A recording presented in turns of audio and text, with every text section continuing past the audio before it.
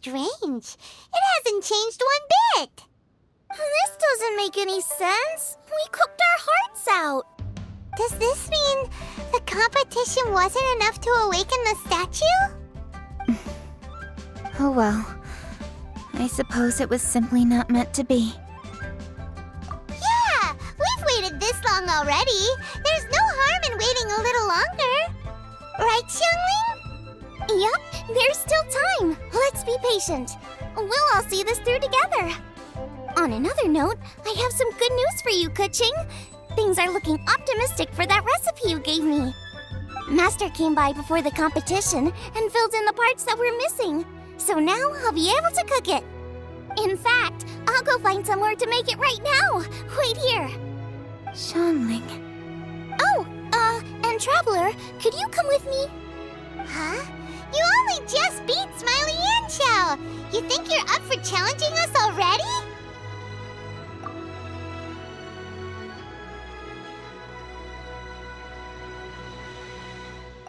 Obviously not what I meant. You collect recipes, don't you? I thought you'd probably be needing this dish during your travels, so I figured I'd share it with you. Oh, right! Paimon knew that. Jeez, careful eating your words so fast. You'll give yourself heartburn. What are you staring at me for? Go on, go get on with your cooking.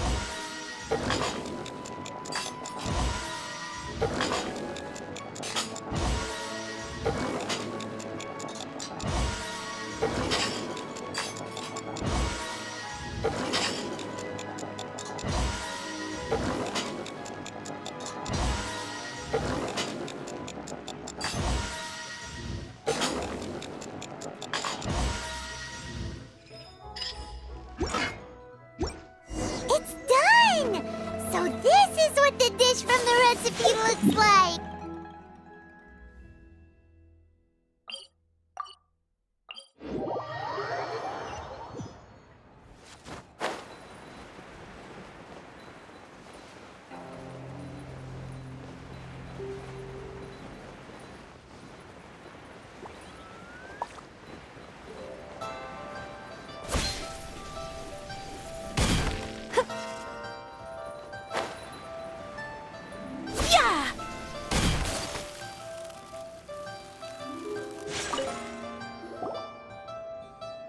We're back! The Traveler and I made one each. Here, have a taste while it's still warm. Thank you. Don't mind if I do.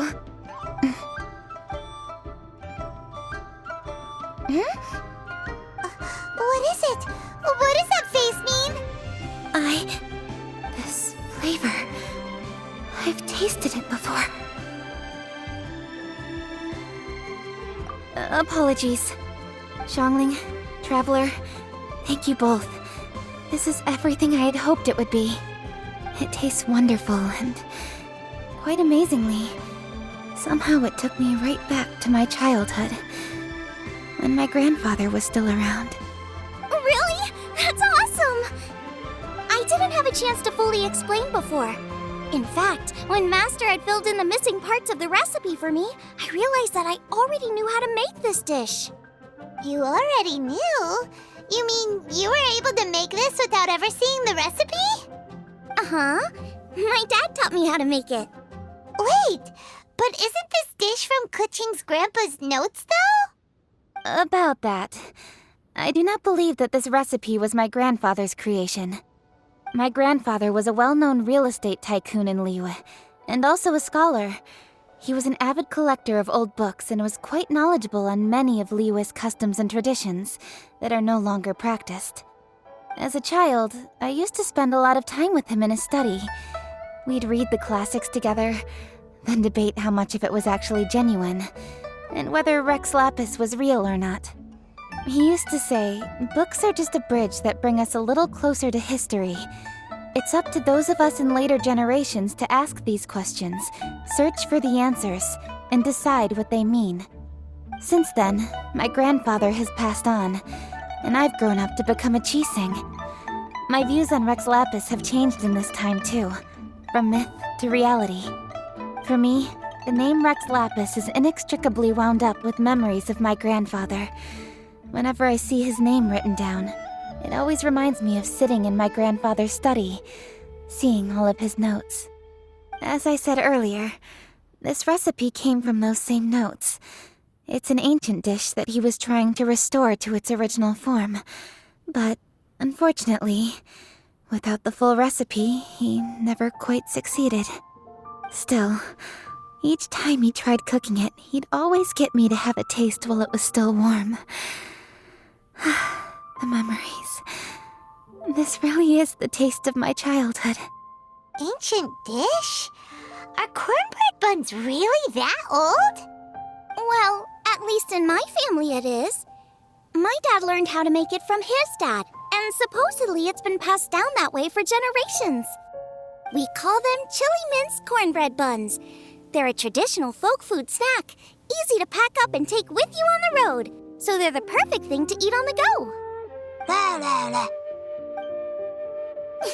Seeing Guoba just reminded me of something. I actually made this dish on the day I first met Guoba. How did you first meet? It was in a cave in the mountains.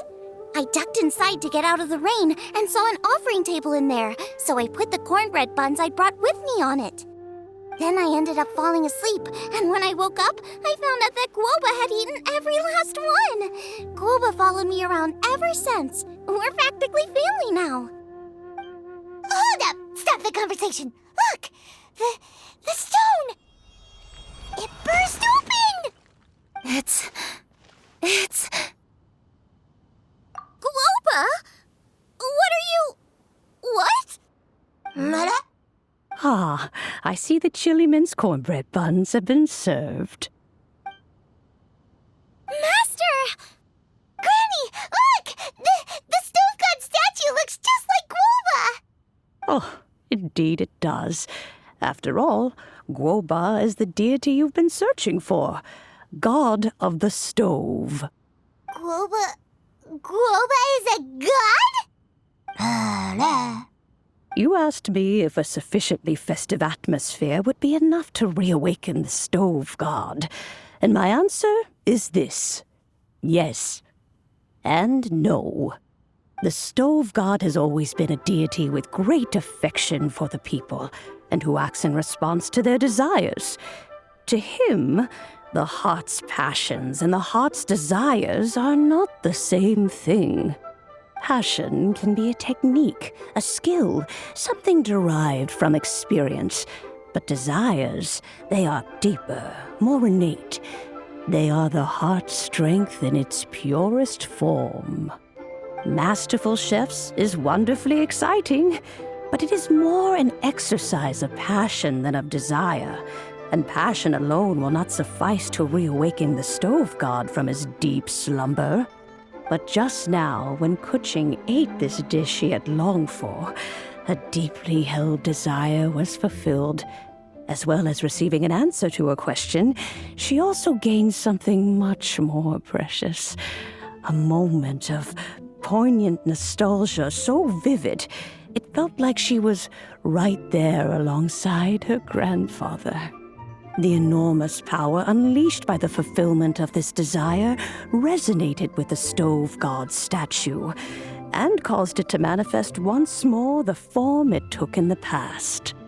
Of course, the stove god himself is not contained within the statue. The true stove god has been here with us all along.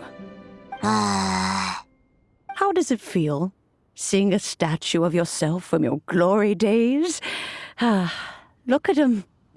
Still so majestic. Glory days?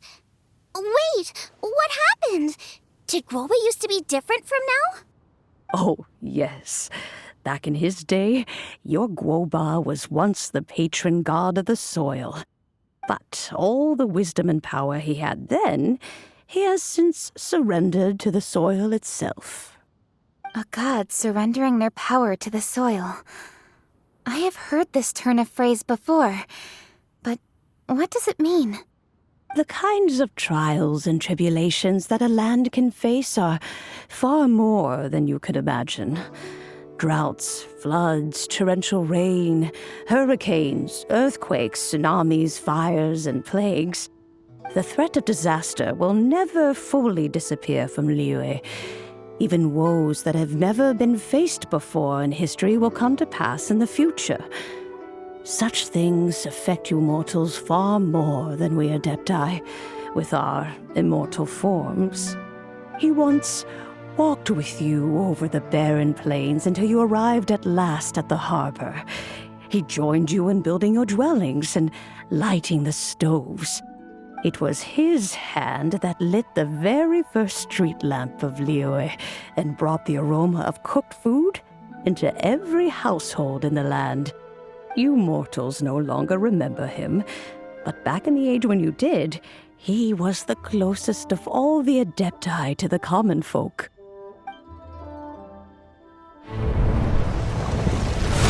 Marchosius, god of the stove, born from a spark when stone struck stone.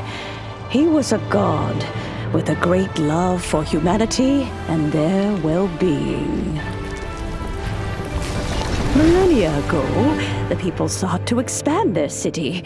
They built a dwelling on the plains and called it the Gueli Assembly.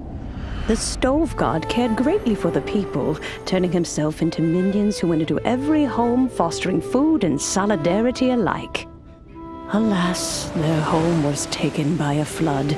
The waters ravaged the Gueli Assembly and forced the people back south to Liyue Harbor. Though the distance was not far, the journey was plagued by a terrible storm. For a dozen days, the Adepti stayed by their side.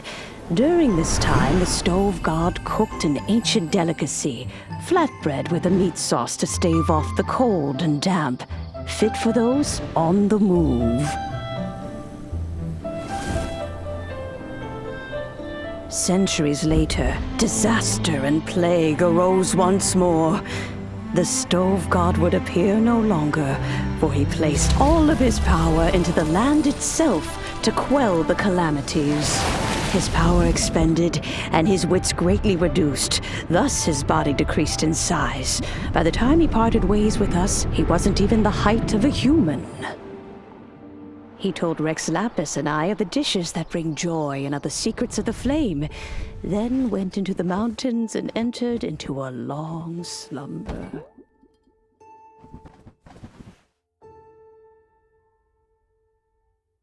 The stove god departed, and Guoba was born. When he awoke, he ate the chili mince cornbread buns placed on the offering table by a young lady in yellow.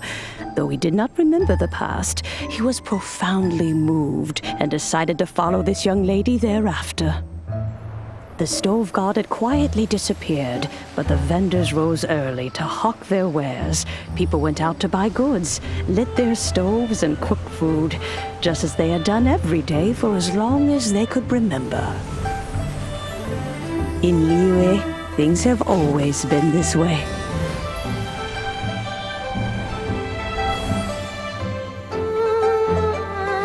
Nature provides, the mountains rejoice. We are blessed by heaven's good grace. Years have gone by. The world has transformed, but our way of life survives.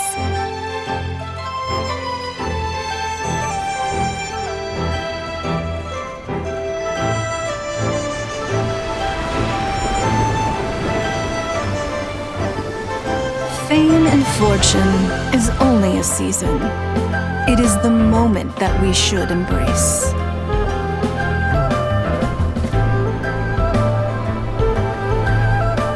Past meets present. Heritage becomes legacy. Long into the future may we thrive. You once told me that dining is the profoundest of customs in the human world. To eat well is to consume vitality itself, and to drink well is to partake of the very essence of the world. It is a matter of paramount importance, you said, for people cannot face the arduous journey ahead on an empty stomach. At once a humble affair and a profound one. A humble meal of maize and spring water is also profound in that. By ensuring one's survival, it paves the way for millennia of human history and culture to come. My dear friend, Liyue has changed so much while you have slept. Looking at the prosperity and beauty around us today, does it make you happy? Guoba, this is kind of a huge deal. Why didn't you say anything? He is not who he once was. Even the power of speech evades him now. There is no way he could have told you. Oh, Guoba, but... Xiangling. Do not be saddened, Xiangling. There are two sides to everything. Guoba may have lost many of his formal faculties, but he is now as carefree as can be, without a single worry in the whole world. In this world we inhabit, who can truly be said to live a life free of all woes? Those with a mind and with the knowledge will certainly be troubled by all manner of things. But he has gone further than us in his journey. He had both wisdom and courage. Everything he took upon himself, he was also ready to part with. His carefree demeanor today is a testament to the fact that he is at rest. So since you are his friend, take good care of him. Go out to walk and play. Allow him to eat, drink, and be merry. I will! You can count on me! Xiangling, you have an adeptal affinity. Guoba follows you around because he has respect for you.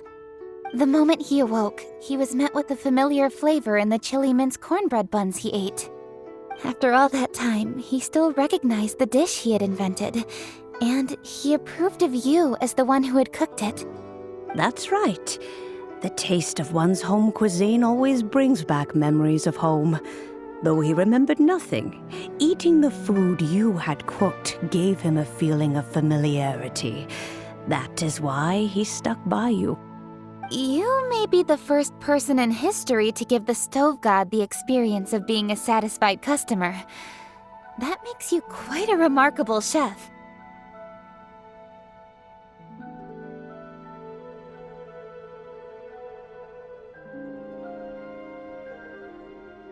If that's true, I couldn't be happier. Because putting a smile on customers' faces is what we chefs are called to do. Well then, it's getting late and I still have things to do. Time for me to say goodbye. Traveler, Paimon, Xiangling, thank you all very much. I look forward to spending more time together in the future.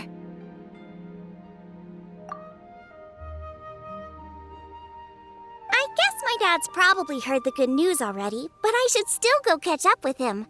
Master, it's been a while since you came by. Why don't you join me? He thinks about you all the time, you know. He's always telling me to invite you over.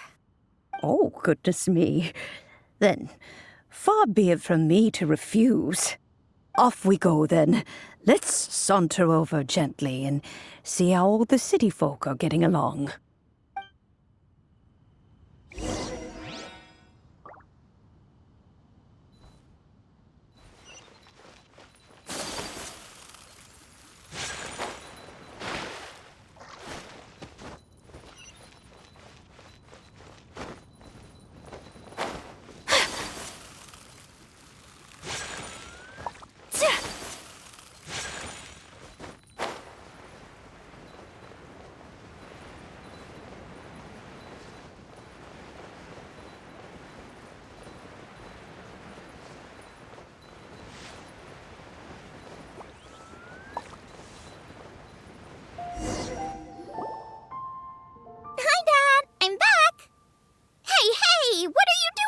I should be the one handling that. Oh no! Guoba's taken off!